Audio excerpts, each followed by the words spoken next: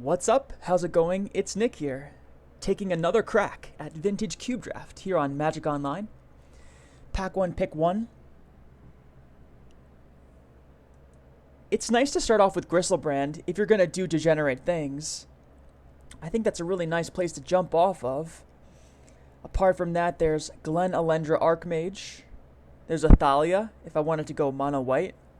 I like starting with Athalia, given this composition of the first pack, because it's not really in competition with anything, and we're going to pass people into these other colors and strategies like Koth and Glen Elendra, Dimir Signet, the Power Stone, which are not really like mono-white strategies. Thalia is really good against degenerate decks, but I'm not sure if I should really start with that here. There's Dimir Signet. This card is great. It keeps us open.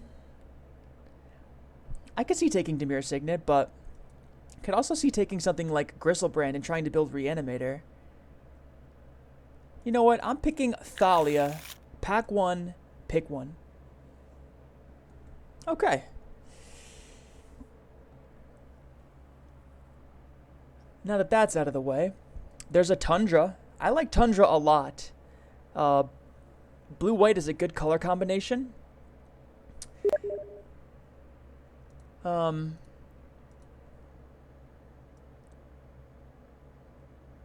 necessarily the most synergistic of things to play, like blue and white, given that I'm starting with Thalia, but I think that'd be a good card to take here. Maybe Monastery Mentor.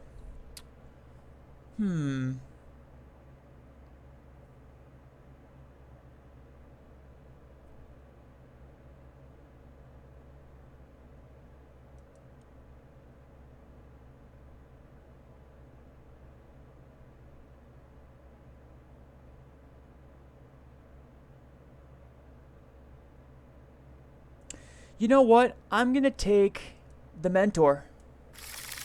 I don't know if I'm blue-white yet. And Mentor is pretty good. Okay, so there's Mother of Runes. I'm never passing this card. Sometimes Mother of Runes goes around really late, but not always. And we want to take away those white weenie signals right away. And this is a really strong one, so I'm happy to do that here. Hoping to wheel Teferi, I guess. Faith's Fetters would be fine. But we're already off to a pretty good start. I think I'm supposed to take Path of Exile here. It's either that or a Blade Splicer. I like Blade Splicer a lot because if I pick up things like Ancient Tomb, I can cast this a bit early. Path of Exile is probably not coming back around, but that might be okay. The same thing can be said for Blade Splicer, though. Like, this card potentially could wheel, whereas Path never will wheel, I think. I'm going to take the creature over the interaction because I'm trying to cut off the white weenie from the other players. I don't even want to give them the option to go into a white creature strategy. I'm going to take away those signals entirely. Like here, I'm going to take Selfless Spirit.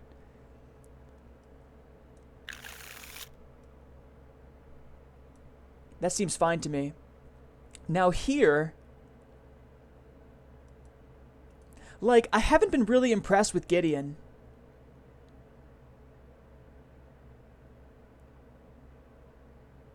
I haven't really been impressed with this card. That might seem strange, but it hasn't really impressed me. I think Chromox is a bit better, but at the same time, I don't like going down in cards in a strategy that can't draw cards. You know, like, I can't really replace the imprint on Chromox very easily.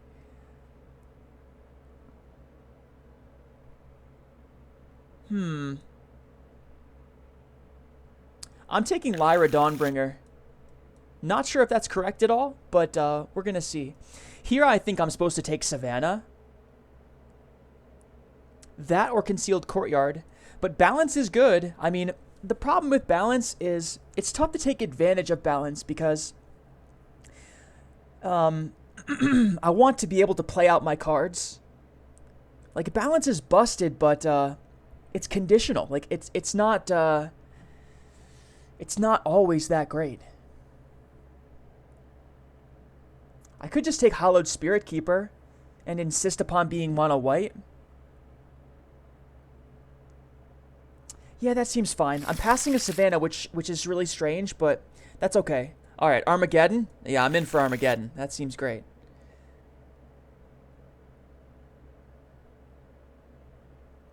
Spear of Heliod is an unimpressive card. Like, I don't like this card very much.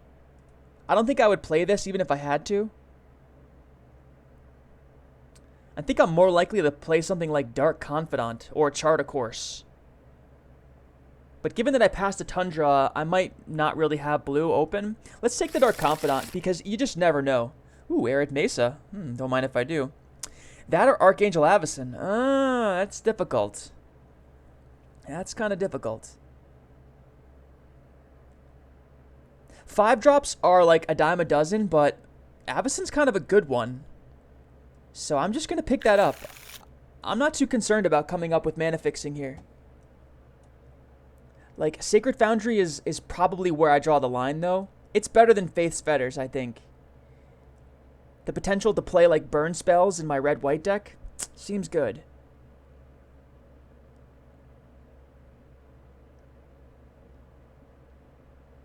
Yeah, I'll take the dual land there. Wow, Path to Exile comes back? Okay, well, we're in a great color. That, to me, tells me that I don't need to splash. Yeah, Gideon comes back. Let's go, let's go. We're doing it.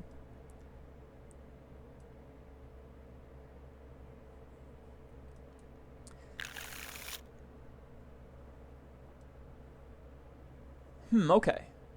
Okay. Angel of Invention is just okay. Like, the card is good, but it's not that great. Jite is what we want here. I'm quite certain that Jite is the pick. I would love to have a Lightning Bolt, but I don't have enough really good mana fixing yet, and it's tough to come up with, like, enough mana fixing in mono white, you know, to splash burn spells. So we're just going to take Jite and be happy with it for sure. Figure of Destiny is like, you know, our one drop of choice, so we're going to snatch that up here.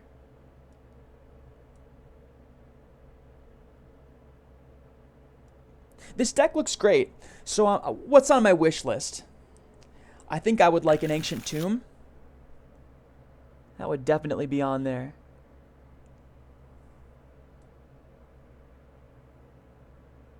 We kind of brick here, though.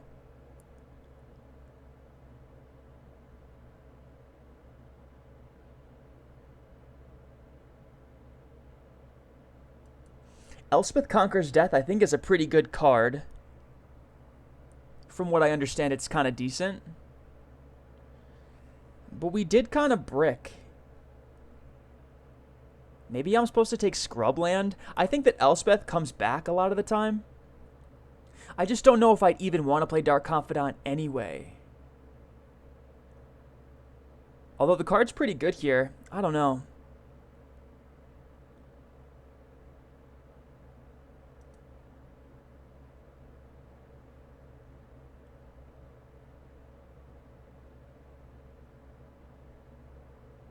I'll take this Saga.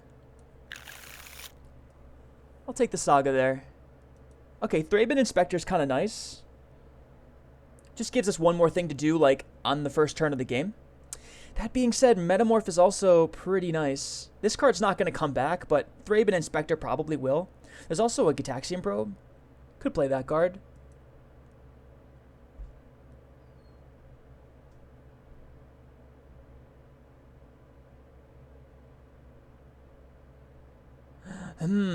I'll take the Metamorph.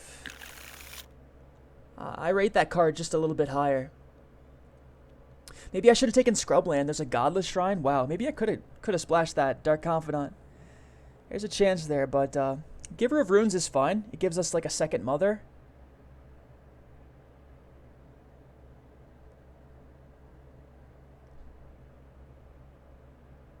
Look at all this mana fixing I have to choose from. Godless Shrine, Hallowed Fountain, Windswept Heath.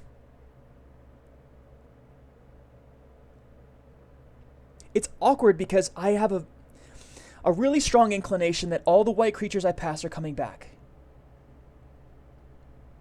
So I really don't miss out on much by picking mana fixing. I've just kind of like, that ship has sort of sailed for me. That's my perception of the situation. It's probably incorrect. Like, I don't think it actually has. Like, there's Seachrome Coast. I'm just not going to see many blue cards if I, like, start taking Hallowed Fountains and stuff. I'll take Hero of Bladehold. That card's fine. Much better than Gideon in this style.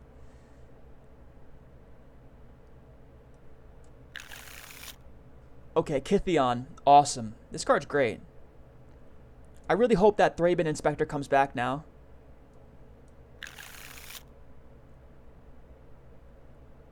Lingering Souls would be a reason to have picked up those, like, black splash cards, but I'll take Inspiring Vantage. That seems fine.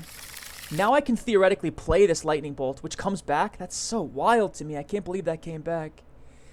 But I have to weigh that whole strategy up right now against Angel of Invention, because I like this card better than Elspeth Conquers Death.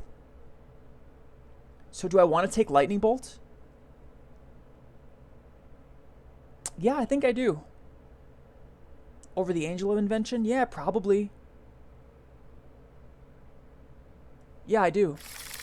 I want to speculate on that. I'm probably not playing it, but I think it's better. I think it would be better to just play like a couple of burn spells. Things like Abrade. Yeah, I'll take Abrade there over Razorverge Thicket.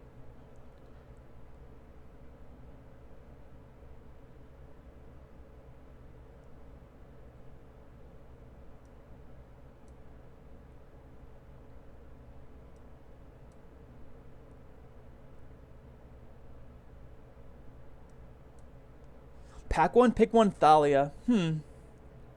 I don't know. I had an inclination that mono white might be a good idea. There's the Thraben Inspector.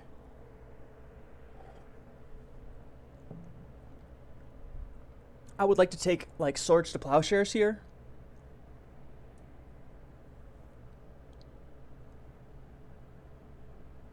A Danto Vanguard would be a welcome addition. Wow, Seachrome Coast, okay.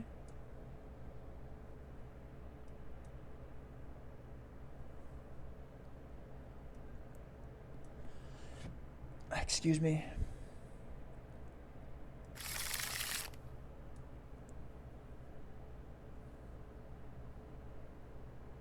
So Eidolon going to the end there kind of means that no one's in mono red.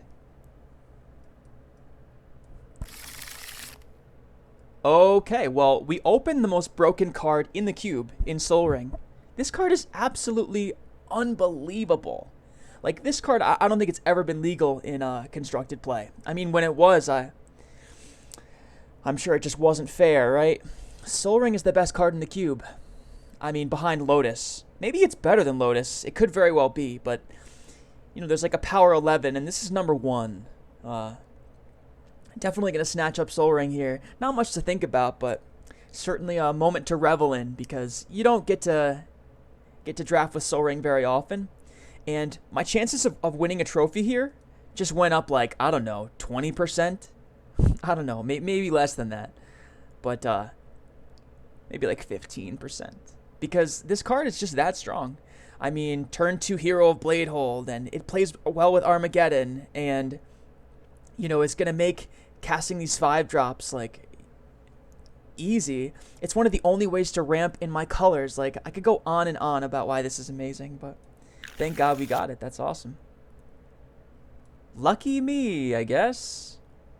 All right, so back to business. Honor of the Pure is going to come back, I think. It's funny because I'm thinking between Goblin Rabblemaster and Honor of the Pure, which is strange. It's quite strange. You usually aren't thinking between those two cards because they're not playable together. But picking up Rabblemaster would give me another nice, like, Another nice way to play with Soul Ring. I'm so sure that Honor of the Pure is coming back that I just can't take it here. Maybe I'm supposed to take Worm Coil Engine, although I just don't like it in this style. I mean, we don't really need a 6-drop. We're trying to win, like, well before that. So, I mean, maybe it's good in some matchups where we're not the aggro deck. It seems unlikely. I'm going to take Goblin Rabblemaster. I just don't think I'm supposed to do anything else there. Okay, well, Caracas is nice. Sometimes you just win the game for having a Caracas. It can, like, bounce our own Thalia. Obviously, its applications are much better, like, against our opponents, where they cheat into play a Gristlebrand, and then we play Caracas and win the game. It's that or a Chain Lightning, I guess. Resto Angel's good. I would like to have a Resto Angel, but we'll take Caracas. I think this card is good enough that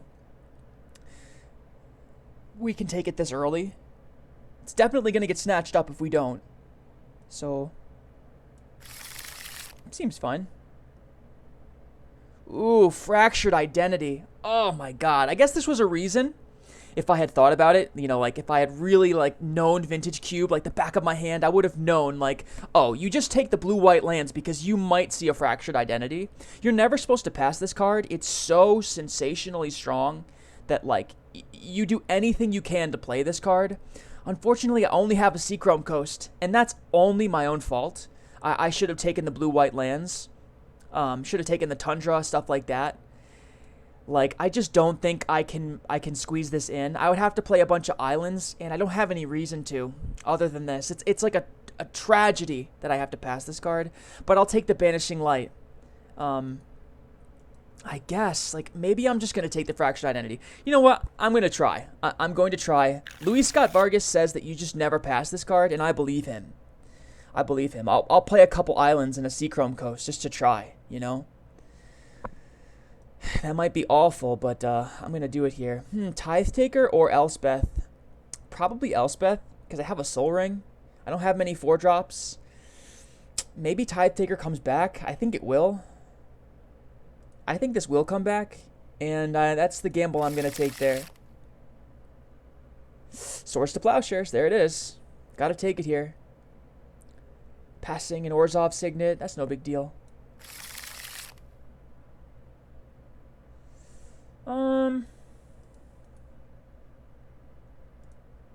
Legion's Landing is kind of nice in that it gives us like another 1-drop that would be, you know, getting closer to a critical mass of them. Like to go turn 1, play something, turn 2, play 2 1-drops is strong in a deck like this. Given that we don't have a lot of 2-drops, it'd be nice to have like a bunch more 1s, but I'm going to take Council's Judgment. This gets rid of Planeswalkers. Perhaps it's sort of Feast and Famine to give me another piece of equipment. Yeah, I'm taking the sword, actually. That's probably incorrect, but hey, I made the decision. Fairgrounds Warden's kind of bad. I don't really want to play that.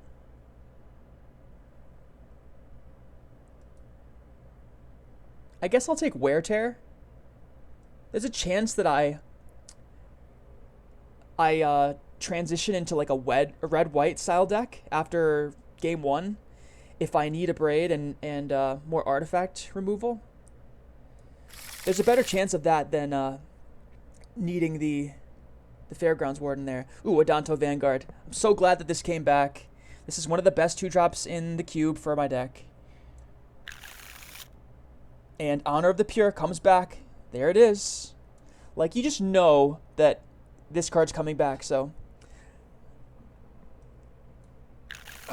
All according to plan so far. Alright, Chain Lightning. Maybe we play Chain Lightning, but we'll take Restoration Angel.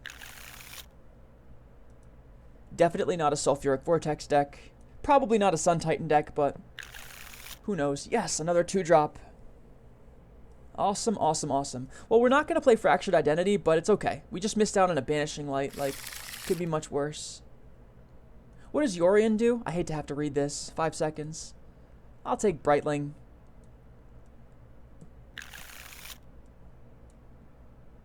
And we get the landing back. Well, we're definitely not short on playables, and that's a very good thing. That's a very good thing.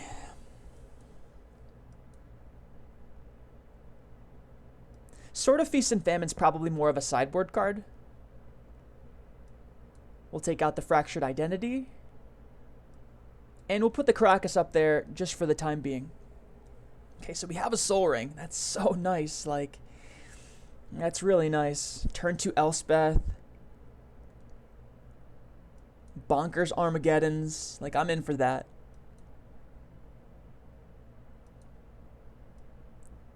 I think Thraben Inspector might not make the cut, actually.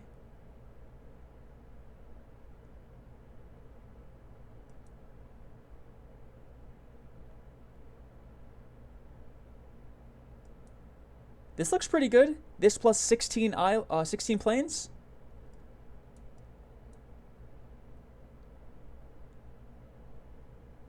Maybe 17 lands is the way to go. Just because I have pretty good card quality.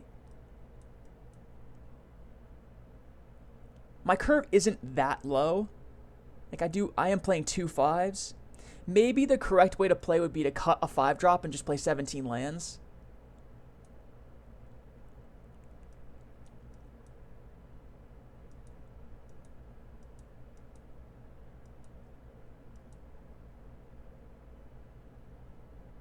Perhaps the best thing to do would be like cutting Giver of Runes. Maybe cutting like a Path to Exile.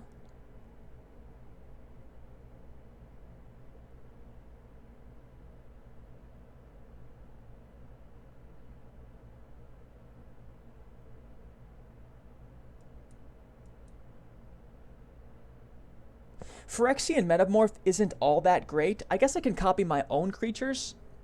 But in certain matchups, this card is kind of a dead card. Perhaps this is like a post-board card. It's great in certain like situations, but when I'm trying to apply pressure against, like, let's say a combo deck or a control deck, it's not always great at all. I mean, some combo decks, you're going to have like a great target to Metamorph, but in general, you're always on the back foot in those situations, and I don't know if I want to be in that position ever. So I'm going to add 17 planes, and I'm going to run it like this. This is a deck that could definitely get a trophy. I would be disappointed if I didn't get 2 match wins. And coming off the last video, that's exactly what we did. So we're going to cut this here. Thank you guys so much for watching. Feel free to like the video, subscribe if you want to see more drafts. I also play Classic WoW. I come out with a lot of content for that, or at least I hope to in the future. So I want to say thanks again for watching, and I will see you guys next time.